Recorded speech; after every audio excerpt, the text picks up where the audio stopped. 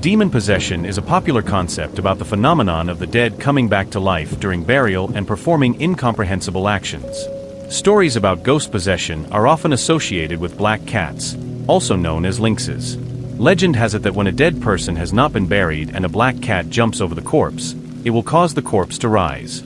They say guilt can haunt a person far worse than any demon. But what if guilt alone isn't enough to appease a wronged spirit? What if malevolent forces, sensing that guilt, close in to claim their due? This is the story of one man's shocking transformation after committing a grave sin, a hit and run that resulted in a tragic death. Through a twist of cowardice, he let someone else take the fall, never atoning for his own wrongdoing. Over time, the supernatural knocked on his door. Spells, curses, and a final horrifying possession bound him to a fate more terrible than prison. I have pieced together these events from what my friend told me, from local whispers and confessions, from every scrap of rumor and testimony I could glean. Many question whether demons exist or if a possession can be real. But every legend has its seed of truth. As you read, decide for yourself. Was he truly possessed, or did he simply break under the weight of guilt?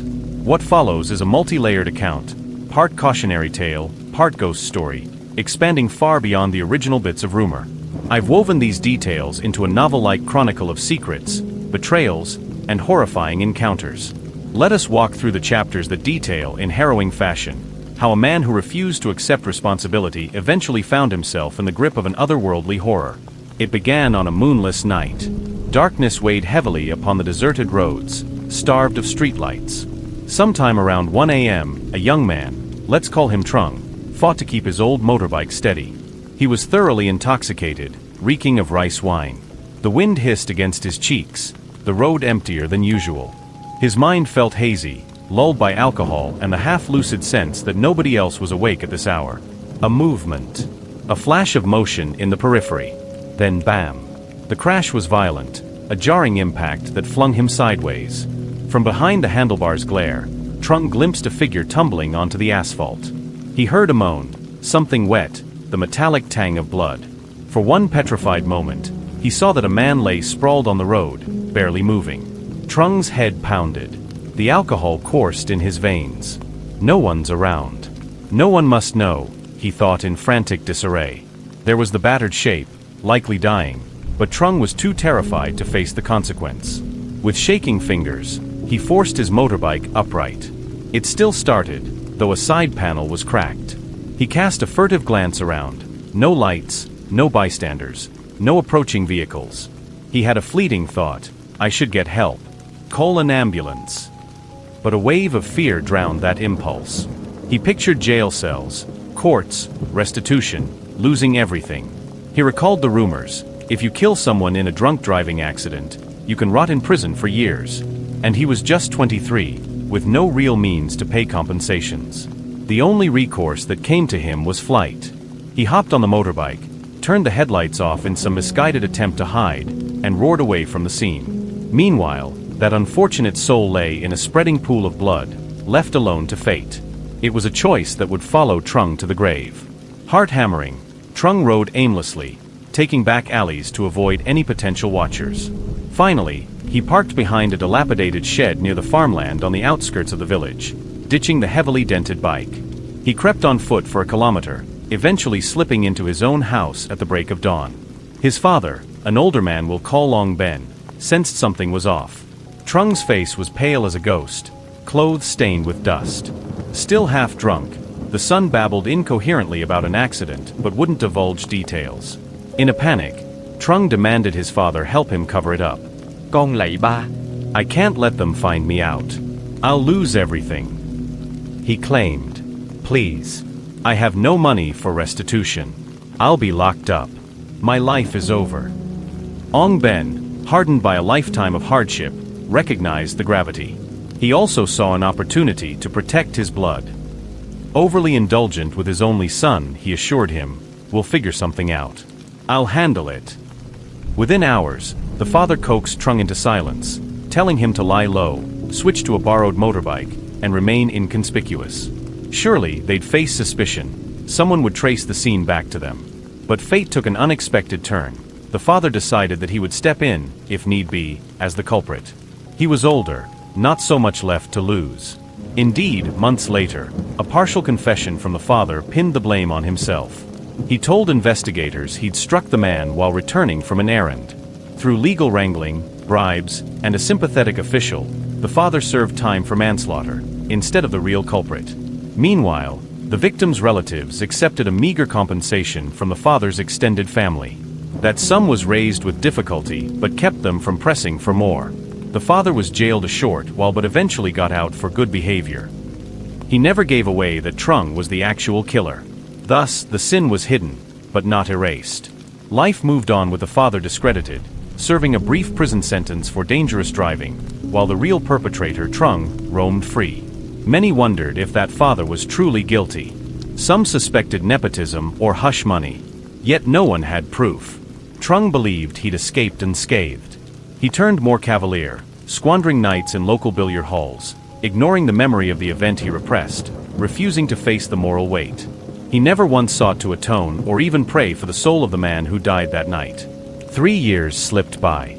Trung seemingly lived an ordinary, if somewhat aimless existence. Then one evening, after a wedding reception for a buddy, he had a few drinks, well, more than a few, and hopped onto his motorbike, this time a decent second-hand wave. He set off along the very same route that spelled tragedy before. It was near midnight. The sky was moonlit but overshadowed by drifting clouds. He approached the notorious fork in the road. That fork, the place where once he had left a man to die. The local name is Na Ba Nam Swang, the misty southern crossroads, rumored to be haunted even before his accident. Some said wailing voices echoed at night. Others swore they saw ghost lights drifting among the hedges. As Trung drew near, an unnatural hush descended.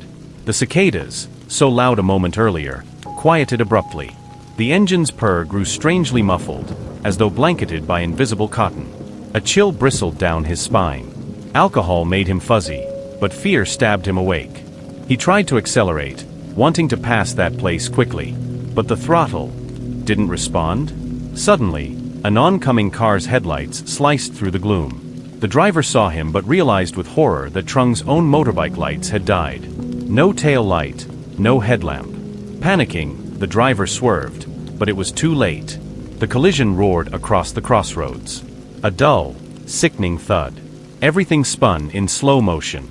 Trung soared from his seat, flung bodily into a nearby lamp post. The impact rung through his bones. Then darkness closed in.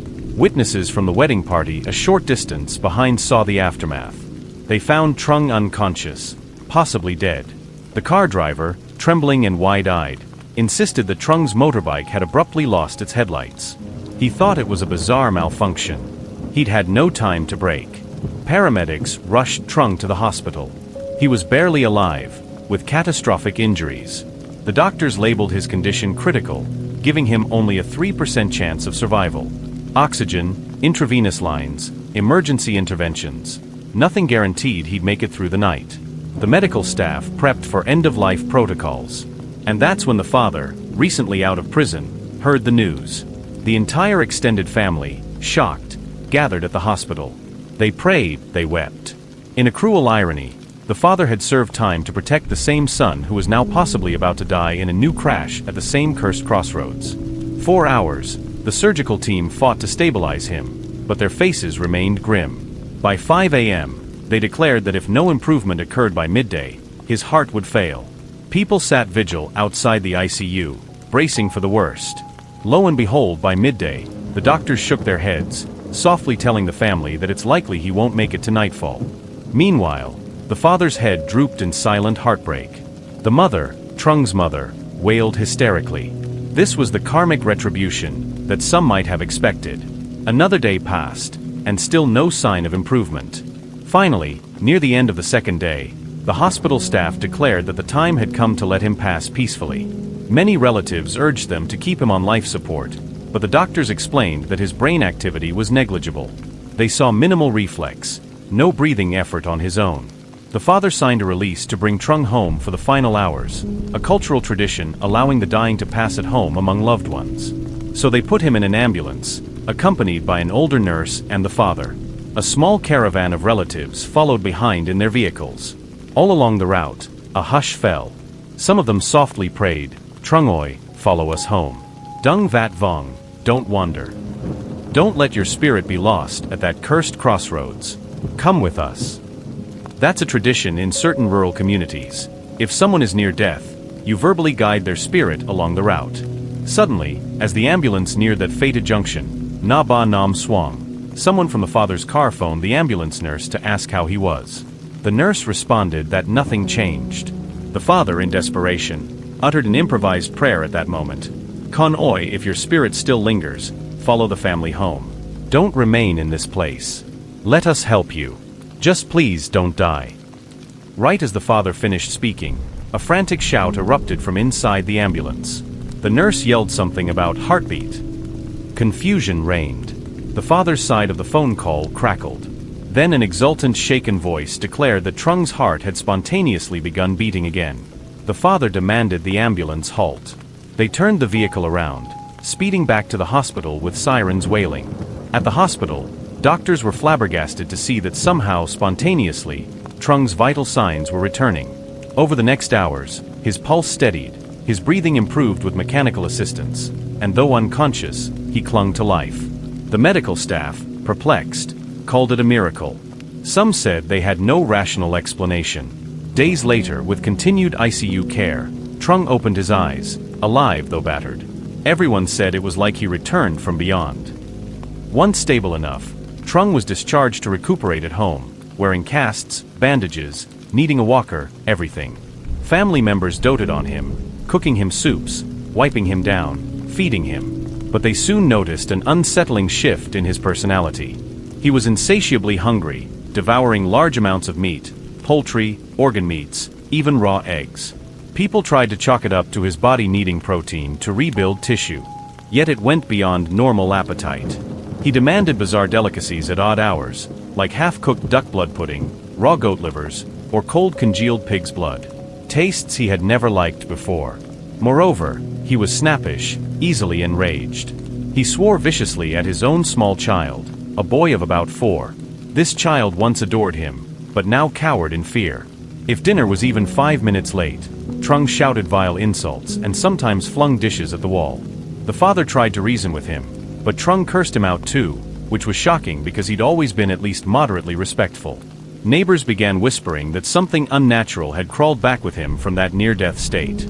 He might have awakened with a spirit inside him. Some even used the phrase Quy Nap Trang, referencing an old legend, when a dead person revives, but it's a demon occupying the body. At first, the immediate household shrugged it off. They thought trauma can cause personality changes, maybe a bit of brain damage. But the events took a darker turn soon. 2 weeks into his convalescence, Trung demanded to move about. He insisted he no longer needed the walker, but he was still visibly stiff and hunched. Despite that, neighbors saw him late at night, pacing the backyard alone. His eyes glowed with a strange glint under the moonlight, face locked in a grim expression. Some nights he mumbled to himself in a voice that didn't sound like his own. One afternoon, the father left for errands. The wife went to the local market, leaving the small child alone with Trung. The child later recounted a terrifying scene. Trung abruptly stood straight, posture perfect, no sign of limp. He headed outside to the chicken coop. He grabbed a live chicken, snapped its neck with inhuman force, and drank the still warm blood that poured out. The child witnessed it from the corner of the yard. Horrified, the boy screamed and fled to a neighbor's house, stammering half-coherent phrases about "Dad is eating raw chicken." The father's brother, Chu Nam, and a few neighbors rushed over. The wife, returning from market, also discovered them all at the property. Together, they approached the coop. There they beheld a nightmare. Several chickens lay half alive, some with bite marks. Trung crouched in the dirt, blood smeared on his chin, eyes red and furious. The stench was nauseating, a mix of raw meat and something indescribably foul. When confronted, Trung hits, đừng bước tới. Don't come closer, in a guttural tone. It was as though someone else spoke. His eyes flicked about, full of rage. That was when the neighbors realized the rumors of a Quy Nap Trang might be true. Under normal circumstances, they might have called paramedics or the police. But their rural culture, steeped in superstition, told them this was spiritual. The men brandished machetes for self-defense, instructing the father's brother, Chu Nam, to fetch a spiritual teacher or exorcist. Meanwhile, A small group remained to keep Trung contained. They yelled warnings, "Don't move or we'll tie you up." Trung let out a savage laugh. Then he stood up, face contorting, and spoke in an eerie voice. "I will destroy you all.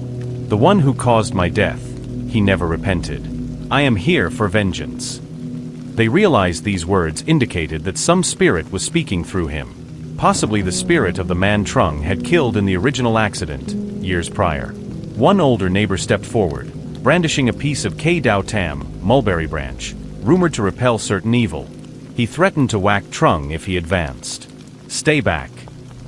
Trung momentarily flinched, as if that branch unsettled him. Then he roared, sprang forward, grabbing at the branch. Several men leapt in, forcibly wrapping him in a burlap cloth, tying him up with rope.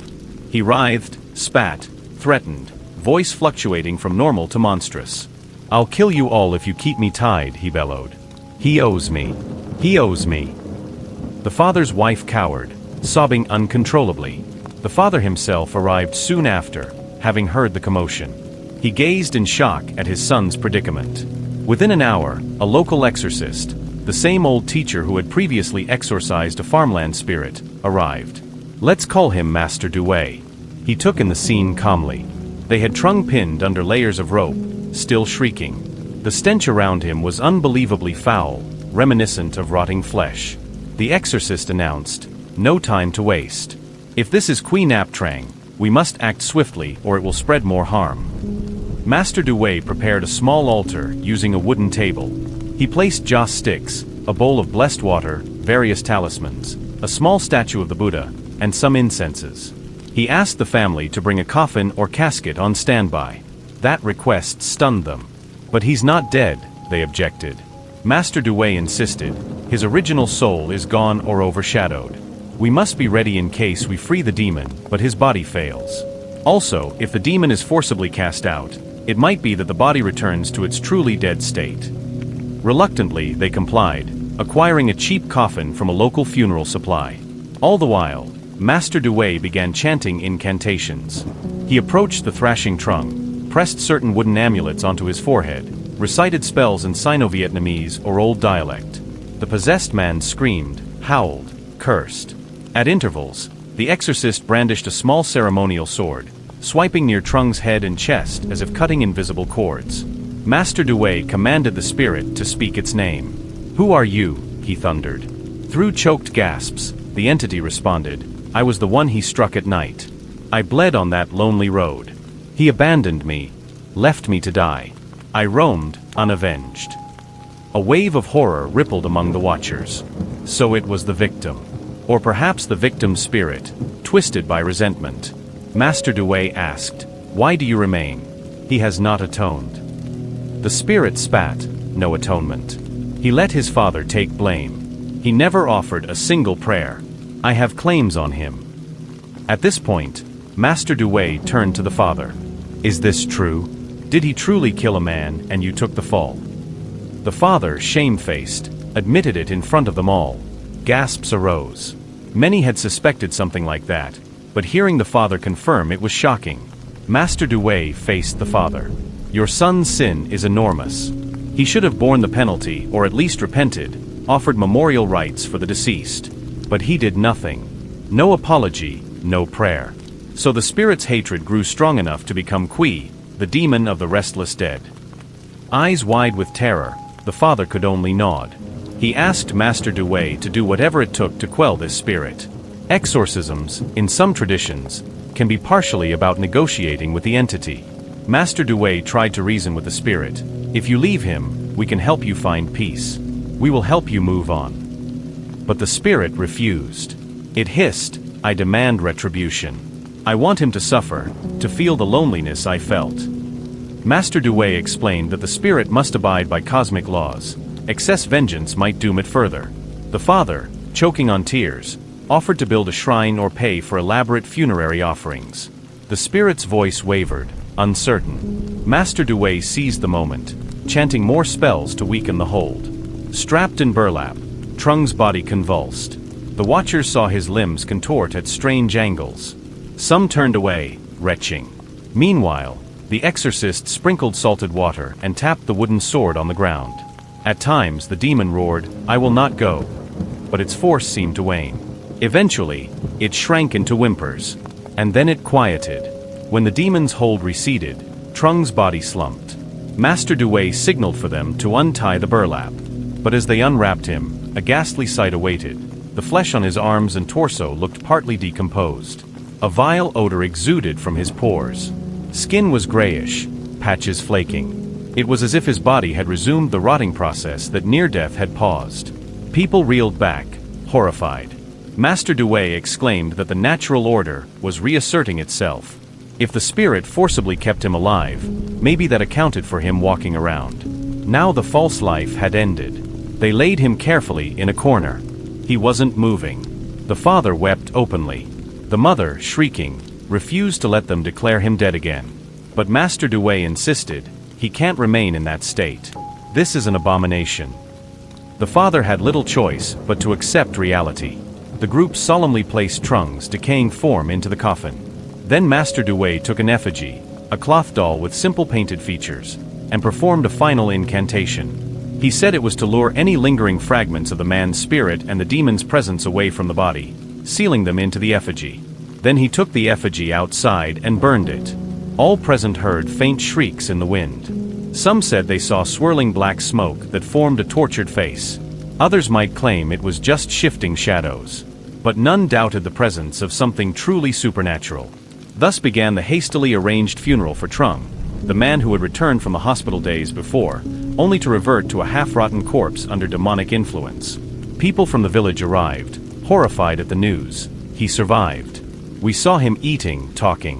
How can he be dead so soon? The father, head bowed, explained only that a demon possessed him, and we had to let him go for peace. In hushed tones, some older neighbors recalled a village legend about the dead returning when they refused to accept guilt or break cosmic law. The father, out of shame, didn't elaborate that it was all from the victim's ghost seeking vengeance. That night, the vigil was grim. Incense smoke hung thick. The father's wife wore black, tears streaming. The father roamed restlessly. At 2 a.m., during the vigil, a few watchers claimed to hear whispers from near the coffin. "I never wanted to die," as if Trung's spirit lingered. But none dared approach.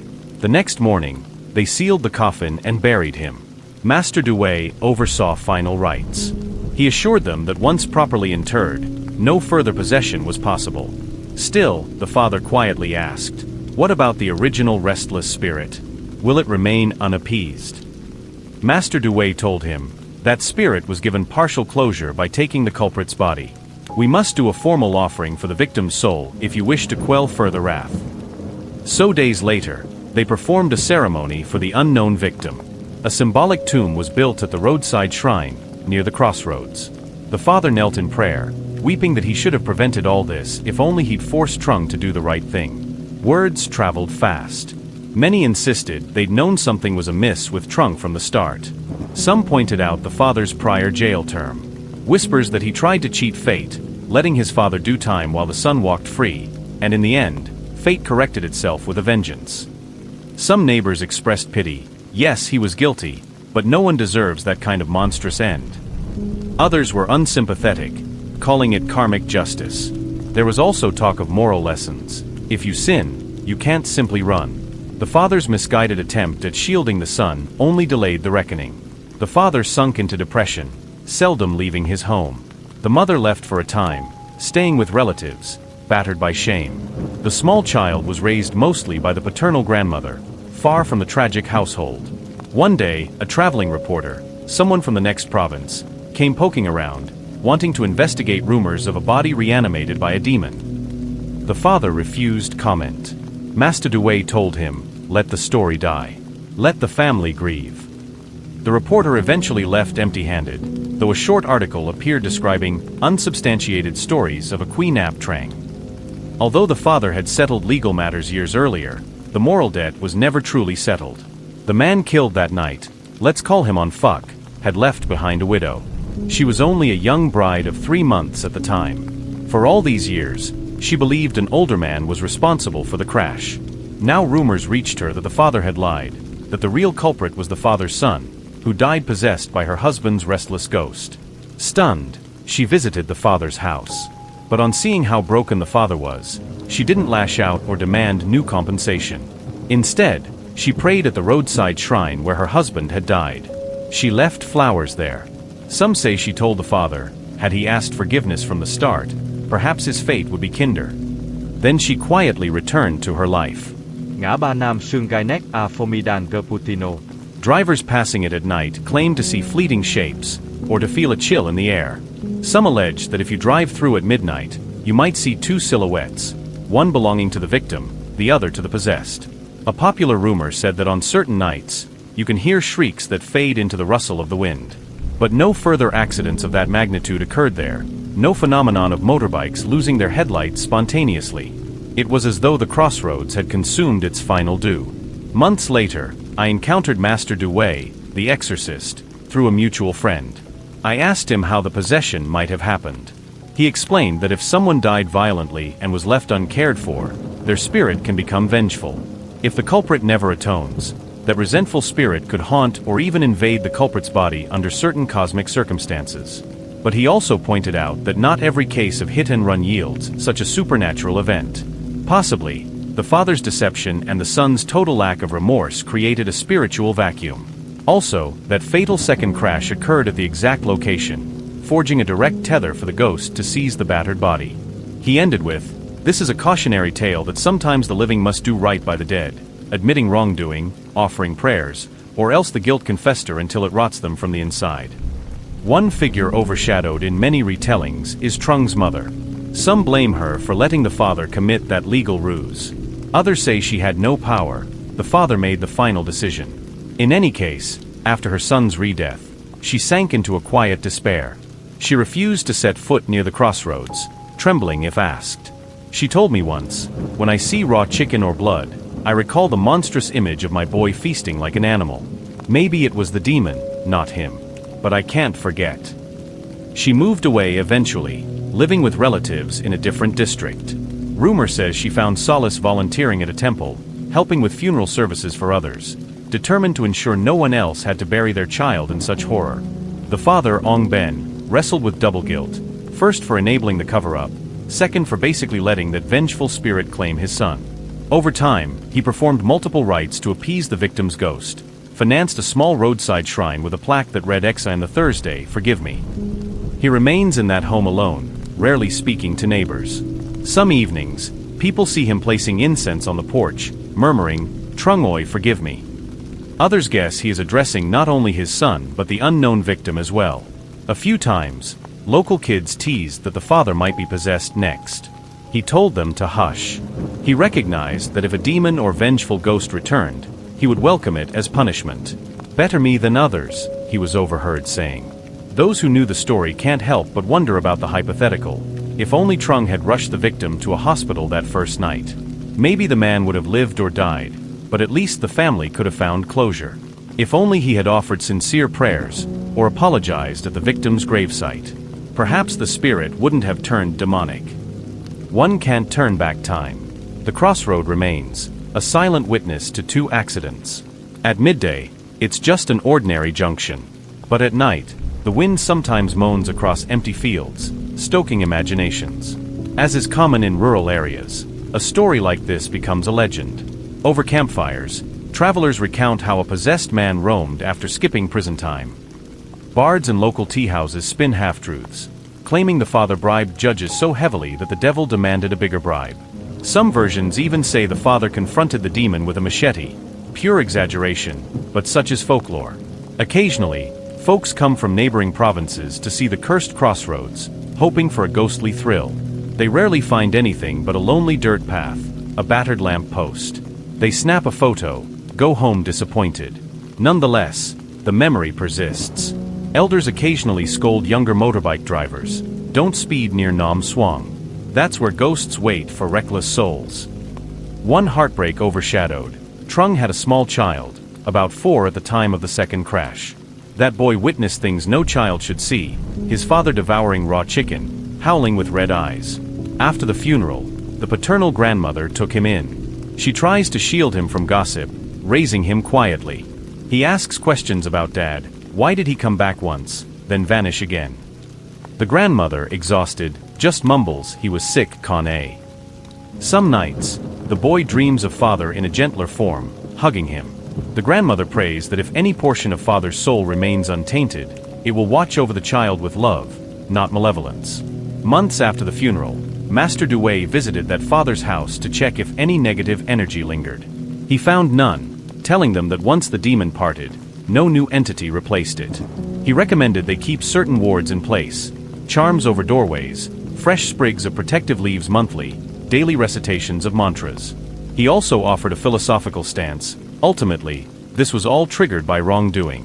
When a soul departs with violent resentment, it can fester in the cosmic plane. The living must address it swiftly. If they don't, well, you saw what happened. The father accepted that counsel. Possibly he found meager redemption by acknowledging the monstrous chain of events. Even now, if you stand at the crossroads at midnight, you might sense a twinge of dread. Some riders claim radio static intensifies there. Others see fleeting glows or hear phantom sobbing. A handful vow they glimpsed a figure that looked like Trung, half limping with vacant eyes. Another claims to have spotted the ghostly victim with a battered face, standing at the roadside for a hitchhike. Stories vary, but what remains consistent is that everyone who passes that spot acknowledges it with caution, perhaps offering a quick mental "Exi loy" or "forgive me." Possibly they do so out of habit. Possibly out of fear. The event also triggered deeper reflection in the community. People recognized the dangers of drunk driving, the moral duty of at least trying to help an accident victim. Local youth grew more mindful. If an accident occurs, they no longer abandon the scene or let fear overshadow empathy. The father's example, covering up for his son, proved how half-truths might bury the family. And from the spiritual perspective, it validated old beliefs that wrongdoing, left unatoned, can open a door to tragedy. So how did I learn all this? My friend, who I'll call Knock, was the grandson of a close neighbor to Trung's father. He witnessed many developments firsthand. He saw the father discreetly nurse the battered motorbike in the early days after the first accident. He heard rumors swirl. And he was present, though at a distance, when the exorcism took place, glimpsing the horrifying scene of half-eaten chickens and a blood-smeared possessed figure. Over time, Knock recounted the details to me, combining them with local lore and the father's partial confessions. I have pieced these bits into a coherent narrative, adding depth to give readers a fuller sense of the setting, the family dynamic, and the emotional turmoil. The tale is not just about a Queen Nap Trang, but about moral failings and their ultimate cost. Should you ever come across a lonely intersection, especially one rumored to be haunted, remember, the restless dead can be unforgiving. Our moral failings can weigh heavily on the cosmic scale. If we remain silent about our guilt, the debt might claim us in ways we cannot anticipate, sometimes physically, sometimes spiritually. Trung's downfall stands as a stark warning. You cannot outrun your responsibility. Every sin demands an eventual reckoning. Had he faced the music years earlier, gone to prison, or even just apologized and done memorial rites, perhaps the victim's spirit would have found closure. The father might have avoided jail. The entire fiasco of reanimated corpses, devoured chickens, and horrifying exorcisms wouldn't have happened. For the father, living with the knowledge that his misguided protection cost not only one life but devoured his son's soul, is a punishment that will last forever. As for the hapless driver who collided with Trung's dark lamp motorbike that second time, he was found blameless in official records, no charges. The poor man, though, was said to have nightmares of that moment, the eerie sense that the road swallowed his headlights too. Meanwhile, Master Dewey, living quietly in the outskirts, occasionally helps families ward off malevolent forces. He speaks seldom of the Trung case, but when he does, he emphasizes that it's a prime example of how a single wrongdoing, fleeing responsibility, unleashes a chain that leads to spiritual havoc. And so, this is how the chain of events ended, with a second funeral for the same man, a father repenting too late, a victim's ghost presumably appeased, and a cursed crossroad no longer drawing fresh blood. The father lingers in an empty house, setting out incense for two dead men, the victim he killed by cover-up and the son who died twice in a sense. That's how I see it. Whether you interpret the events literally, a demon seized Trung's body, or figuratively, Trung was so consumed by guilt that once near death, a violent spirit found a vessel. The moral remains the same: do not commit a wrong and walk away. Someday, one night, on some dark deserted highway, karma might come calling. A tale of a man who caused a fatal hit and run, let his father bear the blame, and ultimately faced a savage haunting that cost him his life in a monstrous manner. Is everything in this narrative strictly factual? Likely not. People embellish. Memories warp. But the underlying truth is that a man died after fleeing responsibility for an earlier death.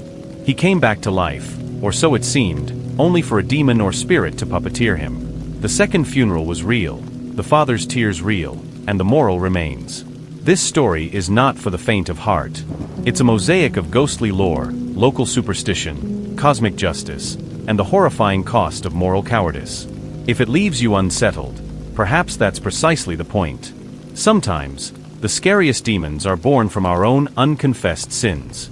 May we all remember, if fate places us at a scene of tragedy, the only humane act is to help.